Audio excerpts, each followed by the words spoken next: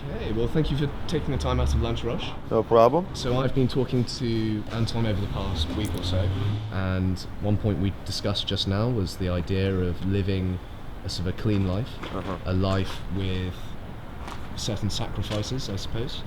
And he said to speak to you about this because you've enjoyed a very successful career, and a lot of that success came quite early on, I understand. Yeah, I was a managing director by the time I was 29, head of trading. Quite rare. Yeah, it's very rare, especially back then. Right. Making decisions in a very objective way and eliminating distractions. Right.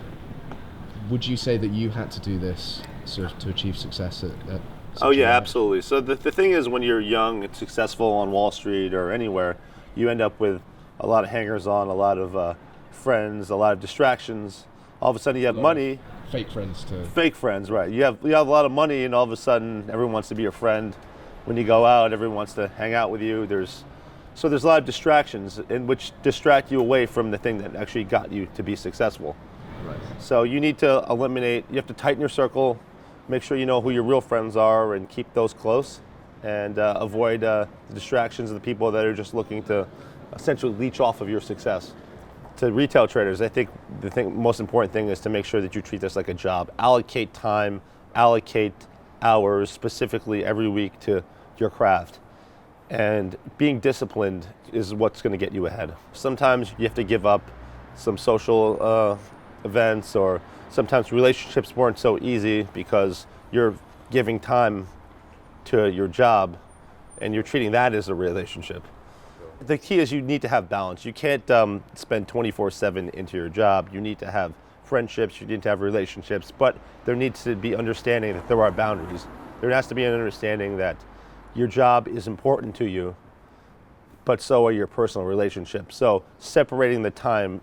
The key is, if you're going to spend time working, spend time working. If you're spending time in your relationship, spending time in the relationship.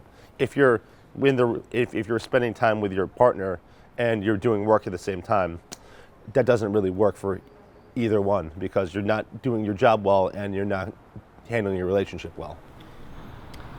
One thing that Anton and I talked about was this idea that people who have chaotic personal lives tend to have chaotic trading lives as well, and vice versa.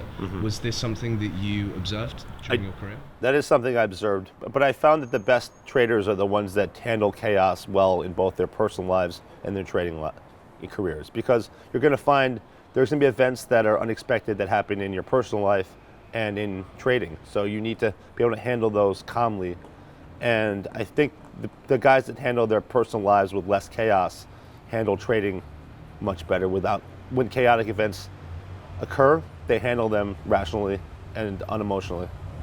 So we've met many retail traders over the past week, and you've mentored plenty as well.